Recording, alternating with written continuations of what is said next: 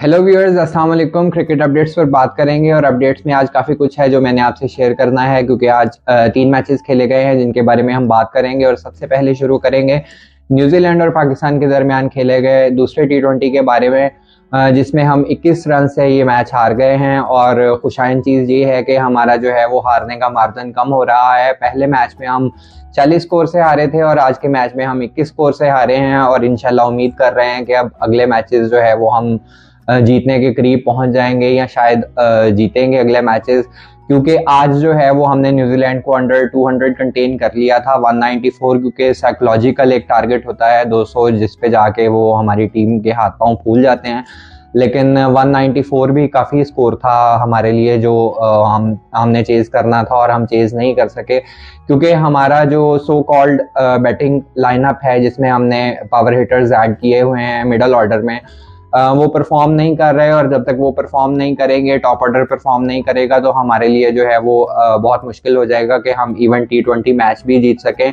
जिसमें हर प्लेयर का इन्वॉल्व होना और हर प्लेयर का परफॉर्म करना जो है वो बहुत ज़रूरी होता है। न्यूजीलैंड ने बैटिंग स्टार्ट की तो जो है वो दोनों ओपनर्स, उन्होंने अपना पिछले मैच का बदला, जिसमें कॉनवे 0 पर आउट हो गए थे, उन्होंने अपना बदला पूरा किया।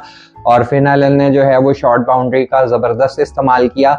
एक चीज़ ये भी है कि हमारी टीम के जो बैट्समैन हैं वो शॉर्ट बाउंड्री को अच्छी तरह से इस्तेमाल नहीं कर सके। हमने सारे कैचेस उसी तरफ फेंके हैं जहाँ पर जिस साइड पर बाउंड्री बड़ी थी। बाबर आजम ने बहुत ज़बरदस्त इनिंग्स खेली, 66 स्कोर उन्होंने बनाया और फ़खर जमान ने 50 की। और इन दोनों बैट्समैनों ने जो है वो शॉर्ट बाउंड्री का ज़बरदस्त इस्तेमाल किया है, लेकिन दूसरे बैट्समैन जो हैं वो बिल्कुल इस चीज़ से गाफिल थे कि किस साइड की बाउंड्री जो है वो शॉर्ट है। इसी तरह से जो है वो पुल शॉट खेल के साइम अयूब आउट हुए। साइम अयूब को जो है वो हमने खुद ही सारी कौम ने मिलकर शायद नज़र लगा दी है। पिछले मैच में उन्होंने बहुत ज़बरदस्त इनिंग्स खेली थी, लेकिन आज जो है वो उसी पुल शॉट को खेलने के चक्कर में आउट हो गए और वो जो लॉन्ग साइड की बाउंड्री थी उसी तरफ उन्होंने पुल किया और कैच आउट हो गए। Same is the case with Azam Khan और इफ्तिखार अहमद, दोनों ने जो है वो उसी साइड पर शॉट खेले जहां पर बाउंड्री बड़ी थी और दोनों बाउंड्री पर कैच आउट हो गए। और इंतहाई गैर जिम्मेदारी का मुजाहरा जो है वो इन दोनों बैट्समैनों ने किया है। हालांकि हमें आज भी एक पार्टनरशिप चाहिए थी जो हमें आकर प्रोवाइड की एंड में शाहीन भी अगर थोड़ा सा सब्र कर लेते तो ये मैच हम जीत सकते थे। बाबर आजम और जमाल जिस टाइम के ऊपर खेल रहे थे उस टाइम के ऊपर भी जो है वो काफी ज्यादा चांसेस थे, लेकिन शॉट खेला बाबर आजम ने और बाबर आजम आउट हो गए। और फिनिश करते इस मैच को तो ज्यादा मजा आना था उनकी बैटिंग का, लेकिन उनकी बैटिंग ने जो है वो आज खुश किया। फखर जमान ने बहुत जबरदस्त 6 मारे, बड़े लंबे लंबे 6 मारे उन्होंने और उनकी बैटिंग देखकर भी मजा आया। लेकिन उनके बाद आप अंदाजा लगाएंगे हमारे हाईएस्ट स्कोरर जो है वो शाहीन अफरीदी थे, 25 स्कोर उन्होंने किया। और टॉप ऑर्डर और मिडल ऑर्डर में फखर और बाबर को छोड़ के कोई भी बैट्समैन जो है वो डबल फिगर में नहीं जा सका। दोनों ओपनर हमारे 11 स्कोर पर आउट हो गए थे। उसके बाद जो है वो इनिंग्स को काफ़ी हद तक चलाया फखर ने और बाबर ने। फखर 50 करने के बाद आउट हो गए थे। बाबर जो है वो कैरी कर रहे थे और अच्छा उन्होंने इनिंग्स को कैरी किया था। अगर वो इसको एंड तक लेके जाते, मैच फिनिश करते, लेकिन हम ये नहीं कह सकते कि इसमें सिर्फ बाबर का कसूर है कि हम मैच नहीं जीते। उस बंदे ने जो है वो पूरी टीम का ठेका नहीं उठाया हुआ कि वो आपको मैच स्टार्ट भी करके दे और फिनिश भी करके दे। मिडल ऑर्डर्स के ऊपर जो बैट्समैन थे उनका, या लोअर मिडल ऑर्डर में जो बैट्समैन थे उनकी भी कुछ जिम्मेदारी थी कि उन्होंने भी टीम को संभालना था। जमाल वाली बात जिसके ऊपर हमने क्रिटिसाइज किया था लास्ट मैच में, शुक्र है कि मेरी बात किसी ने सुन ली और आज उनको जो है वो उसी नंबर पर भेजा जिस पर उन्हें आना चाहिए था, लेकिन उन्होंने भी गैर जिम्मेदारी का मुजाहरा किया। 1-6 उन्होंने बड़ा जबरदस्त मारा था और उसके बाद अगर वो थोड़ा सा स्टे करते विकेट के ऊपर तो शायद जो है वो हम मैच को और ज्यादा क्लोज लेके जा सकते थे और इवन जीत भी सकते थे। जिस तरह से शाहीन ने बाद में आके बैटिंग की, इससे थोड़ा सा बर्डन कम हो सकता था बाबर आजम का। अगर जमाल आउट ना होते उस वक्त के ऊपर, अगर मतलब बाउंड्री हिट कर सकते हैं, शॉर्ट बाउंड्री के ऊपर उन्होंने हिट भी बहुत अच्छी मारी थी जिसके ऊपर 6 मिला था उन्हें, तो उन्हें निकल के जो है वो शॉट खेलने की ज़रूरत नहीं थी। इस सोदी जो है वो बड़ा इंटेलिजेंट बॉलर है, उसने उसे आउट कर दिया, स्टंप हो गए थे वो। फिर उसके बाद जब शाहीन बैटिंग के लिए आए थे तो उस वक्त के ऊपर जो है वो सारा प्रेशर जो है वो बाबर के ऊपर आ गया और बाबर ने भी जो है वो एक गंदा शॉट खेला और बाबर भी आउट हो गए।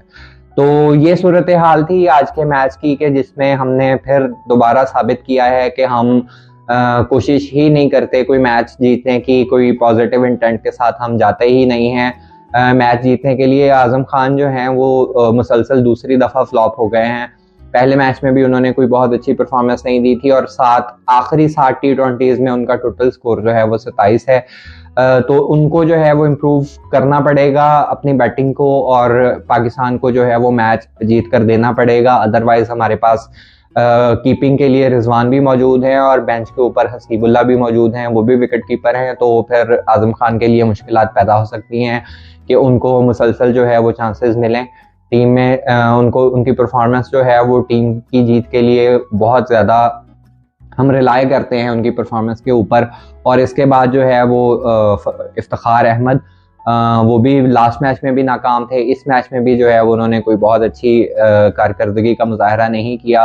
तो कुछ सोचना पड़ेगा बैट्समैनों को कि हर किसी को जो है वो अपनी रिस्पॉन्सिबिलिटी पूरी अदा करनी पड़ेगी, इसी सूरत में हम मैच जीत सकते हैं। बॉलिंग की अगर बात करें तो पता नहीं क्यों ये चीज़ मैनेजमेंट को समझ नहीं आ रही कि हमें जो है वो नए बॉल से हारिस रऊफ को जब भी हम बॉलिंग देते हैं तो उसे मार पड़ती है। इवन कि BBL में उसे नए बॉल से यूज़ नहीं किया जाता। तो हमें भी जो है वो ये चीज़ सोचनी पड़ेगी कि नए बॉल से अगर उसे मार पड़ती है और एंड में आके या मिडल ओवर्स में आके पुराने बॉल के साथ वो बहुत ज़बरदस्त बॉलिंग करता है तो आप उसे वहाँ पे यूज़ करें। 4 ओवर्स में 38 स्कोर दिए हारिस रऊफ ने, 3 विकेट लिए, लेकिन आप ये देखें कि पहले 2 ओवर्स में उसे 30 लगा था स्कोर और आखिरी 2 ओवर्स में उसने सिर्फ 8 स्कोर दिया और 3 आउट भी किए। अब्बास अफरीदी ने भी आज अच्छी बॉलिंग की, 2 विकेट उन्होंने लिए, लेकिन जो है वो एडम मेलन ने 4 विकेट लिए। और उसके अलावा जो है वो न्यूजीलैंड के स्पिनर्स ने बहुत अच्छी बॉलिंग की, जिसकी वजह से जो है वो हम स्कोर नहीं कर सके। हमने अच्छी बैटिंग भी नहीं की। असल मसला ये था कि हमने अच्छी बैटिंग नहीं की। अदरवाइज जिस तरह का ग्राउंड था इसके ऊपर जो है वो 194 जो है वो बिल्कुल चेजेबल था। स्कोर कोई इतना ज़्यादा नहीं था कि हमारे हाथ पैर फूल जाते और हम ये मैच हार जाते। न्यूजीलैंड सीरीज में 2-0 से अप हो गया है और 3 मैचेस अभी बाकी हैं और न्यूजीलैंड ने सिर्फ 1 मैच जीतना है तो वो सीरीज जीत जाएंगे। देखते हैं कि किस तरह से पाकिस्तानी टीम सीरीज में कम बैक करती है, फाइट बैक करती है। हमें पॉजिटिव रहना है और पॉजिटिव क्रिकेट खेल कर ही हम जीत सकते हैं, क्योंकि न्यूजीलैंड को न्यूजीलैंड में हराना जो है, उनके ग्राउंड्स को समझना, शॉर्ट बाउंड्रीज को समझना जो है वो न्यूजीलैंड से ज़्यादा अच्छा कोई नहीं जानता। हमें बहुत जल्दी जो है वो ये चीज़ लर्न करनी होगी कि शॉर्ट ग्राउंड्स के ऊपर जो है वो हम किस तरह से खेल सकते हैं। अदरवाइज जो है वो फिर हम ये सीरीज़ जो है वो मुश्किल है कि हम जीत सकें। दूसरी अपडेट में बात करेंगे इंडिया और अफगानिस्तान के दरमियान खेले गए दूसरे T20 के बारे में, जो इंडिया ने जीतकर सीरीज जीत ली है। और इंडिया ने बहुत ज़बरदस्त क्रिकेट खेली है आज और 173 का टारगेट था, उन्होंने 15.3 ओवर्स में टारगेट अचीव कर लिया। और आज फिर जो है वो उनके यंगस्टर्स जो है they are leading from the front और उन्होंने बहुत ज़बरदस्त बैटिंग का मुजाहरा किया। जयसवाल उन्होंने 68 किया और शिवम दुबे ने 63 किया। लास्ट मैच में भी उन्होंने जो है वो 50 प्लस किया था, जिसकी वजह से इंडिया मैच जीता था। आज भी उन्होंने 63 किया और इंडिया को मैच जितवाया। और उनके साथ जो है वो रिंकू सिंह आज भी नॉट आउट थे। मैं आपको गिनवाता जा रहा हूँ कि आप देखते जाएं कि रिंकू सिंह जो है वो किस तरह से एंड में आके मैच को फिनिश करते हैं। और उन्होंने ये रिस्पॉन्सिबिलिटी खुद से अपने ऊपर ली है कि मैंने जब भी आना है क्रीज पर मैंने जो है वो मैच फिनिश करके जाना है। आज भी वो मैच फिनिश करके गए हैं। ऑल्दो के स्कोर सिर्फ उन्होंने 9 किया था, लेकिन मैच उन्होंने ख़त्म किया। जयसवाल और शिवम दुबे दोनों ने बहुत ज़बरदस्त जो है वो फास्ट पेस के ऊपर स्कोर किया। दोनों का स्ट्राइक रेट जो है वो अराउंड 190-180 प्लस था, जिसके ऊपर उन्होंने स्कोर किया। इस तरह से 173 सिर्फ 15.3 ओवर्स में चेज कर लिया। अफगानिस्तान की तरफ से कोई भी बैट्समैन जो है वो ज्यादा अच्छी बैटिंग का मुजाहरा नहीं कर सका। चिप इन करते रहे सारे बैट्समैन, 20-25-23 स्कोर बनाते रहे, लेकिन सिर्फ गुलबदीन थे जिन्होंने 50 की। उनके साथ जो है वो किसी ने स्कोर ज़्यादा अच्छा नहीं किया। फर्दर जो है वो 20-25 स्कोर और बन सकते थे अगर कोई एक बैट्समैन जैसे मोहम्मद नबी बहुत अच्छा खेल रहे थे, अगर वो क्रीज पर मौजूद रहते तो स्कोर जो है वो 200 के करीब हो सकता था और इंडिया के लिए शायद मुश्किल होती क्योंकि जो है जिस तरह से इंडियन बैट्समैन खेल रहे थे तो 200 भी होता तो वो उनके लिए ज़्यादा मुश्किल परेशानी नहीं होनी थी। आज भी पहली बॉल के ऊपर जो है वो रोहित आउट हो गए थे।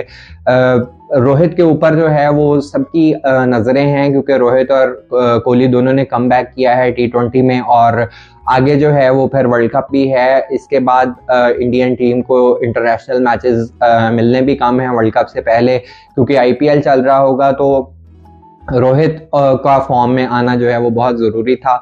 2 मैचेस में वो नहीं चल सके। पहले मैच में वो अनफॉर्चुनेटली रन आउट हो गए थे, आज पहली बॉल के ऊपर वो बोल्ड हो गए थे। कोहली ने 25 स्कोर बनाए थे और फास्ट पेस के ऊपर बनाए थे, और ये आज का गेम प्लान था इंडिया का कि वो फास्ट पेस से स्कोर करेंगे, अगर पहले बैटिंग करेंगे तब भी और अगर चेस करेंगे तब भी। लेट्स सी कि तीसरा T20 किसके नाम रहता है और सीरीज जो है वो इंडिया वाइट वॉश कर सकेगा कि नहीं। और अब बात करेंगे एक और एक्साइटिंग T20 मैच के बारे में जो श्रीलंका और जिम्बाब्वे के दरमियान खेला गया, और ये मैच अनफॉर्चुनेटली जिम्बाब्वे जो है वो आखिरी बॉल पर ऑलमोस्ट हार गया, और श्रीलंका ने बहुत ज़बरदस्त फाइट करते हुए आखिरी बॉल पर ये मैच जीता। लो स्कोरिंग मैच था जिसमें जिम्बाब्वे ने पहले बैटिंग करते हुए 143 रन बनाए थे, thanks to Sikandar Raza again, जो हमेशा अपनी टीम को सहारा देते हैं। आज भी उन्होंने 65 रन किए, जिसकी बदौलत जिम्बाब्वे जो है वो 143 रन बना सका। अदरवाइज जो है वो जिम्बाब्वे का कोई भी बैट्समैन बहुत अच्छी कारकर्दगी का मुजाहरा नहीं कर सका। श्रीलंकन स्पिनर्स जो है वो आज के मैच में भी छाए हुए थे। ऑल्दो के हसरंगा को ज्यादा विकेट्स नहीं मिले, लास्ट मैच में उन्होंने 7 विकेट लिए थे, लेकिन आज भी 2 विकेट्स थे उनके अलावा भी स्पिनर्स ने अच्छी बॉलिंग की, और ओवरऑल श्रीलंकन बॉलर्स की बॉलिंग जो है वो बहुत अच्छी थी। Same is a case with Zimbabwe bowlers, उन्होंने भी बहुत ज़बरदस्त बॉलिंग की, और अगेन उनमें जो है वो लीड कर रहे थे कप्तान सिकंदर रजा, जिन्होंने 13 स्कोर देकर 3 विकेट्स लिए, और उन्होंने श्रीलंकन बैट्समैनों के लिए बहुत ज़्यादा मुश्किलात पैदा कर दी थी। आखिरी ओवर में जो है वो 14 स्कोर चाहिए था श्रीलंका को जीतने के लिए, और एंजेलो मैथ्यूज बैटिंग कर रहे थे, जिन्होंने जब पहली 2 बॉल्स के ऊपर बाउंड्रीज लगाई तो ये मैच वन साइडेड लग रहा था कि 4 बॉलों के ऊपर 6 स्कोर चाहिए अभी जीतने के लिए। लेकिन इंटरेस्टिंग मोड़ तब आया मैच में जब तीसरी बॉल डॉट हुई और चौथी बॉल के ऊपर एंजेलो मैथ्यूज आउट हो गए। आखिरी 2 गेंदों के ऊपर 6 स्कोर चाहिए था, और समीरा बैटिंग करने के लिए आए, जो कि जिन्होंने लास्ट ODI में भी श्रीलंका को मैच जीतने में मदद दी थी। उन्होंने जो है वो आकर पहली बॉल जो फेस की उसके ऊपर उन्होंने बाउंड्री लगाई, और आखिरी बॉल के ऊपर 2 स्कोर बनाकर उन्होंने ये मैच श्रीलंका के लिए जीता। एंजेलो मैथ्यूज जो है उन्होंने अपनी सीनियरिटी और अपने एक्सपीरियंस का पूरा फायदा उठाते हुए जो है वो डेप्थ तक लेकर गए मैच को। उन्हें पता था कि सिर्फ विकेट बचाकर ही मैच जीता जा सकता है। उन्होंने 56 रन किए, और इसी बेस के ऊपर वो मैन ऑफ द मैच थे। हालांकि जैसी परफॉर्मेंस इस पूरे मैच में सिकंदर रजा की थी, मेरे लिए प्लेयर ऑफ द मैच जो है वो सिकंदर रजा ही थे, लेकिन एंजेलो मैथ्यूज फिनिश नहीं कर सके अपनी टीम के लिए, फिनिश करना चाहिए था उन्हें, लेकिन जो है वो स्टिल उनको मैन ऑफ द मैच दिया गया जो ज्यूरी ने सेलेक्ट किया। और श्रीलंका जो है वो पहला T20 जीत गया है, अभी 2 T20 और होने हैं। लेट्स सी कि ये सीरीज किस तरह से चलती है। जिम्बाब्वे जो है वो लास्ट वनडे से देखें और इस T20 में देखें तो they are fighting very well, और ये बहुत अच्छी चीज़ है क्रिकेट के लिए कि जो है वो रिदम में वापस आ रही है जिम्बाब्वे की टीम। एक वक्त होता था जब ये बहुत अच्छी क्रिकेट खेला करते थे। आपको याद होगा लास्ट T20 वर्ल्ड कप में जब जिम्बाब्वे ने पाकिस्तान के खिलाफ आखिरी ओवर में 7 स्कोर डिफेंड किया था, और जिम्बाब्वे जो है वो मैच जीत गया था। Let's hope for the best and best wishes for the Zimbabwe team. Next video में नई अपडेट्स के साथ आपसे मुलाकात होगी। अपना ख्याल रखें, दूसरों का ख्याल रखें, और जिन लोगों ने अभी तक मेरा चैनल सब्सक्राइब नहीं किया और वो वीडियोस को पसंद करते हैं तो वो लाजमी कमेंट्स में बताया करें, अपनी राय से आगाह किया करें। आप लोगों की राय जो है वो मेरे लिए बहुत ज़्यादा मोहतरम है। वीडियो अगर आपको पसंद आती है तो इसे लाइक करें, और अगर आप को ये वीडियो नहीं भी पसंद आती तो आप डिसलाइक करके भी जो है या कमेंट्स में भी आप बता सकते हैं कि क्या चीज़ जो है वो वीडियो में इम्प्रूव की जा सकती है। अपना ख्याल रखें।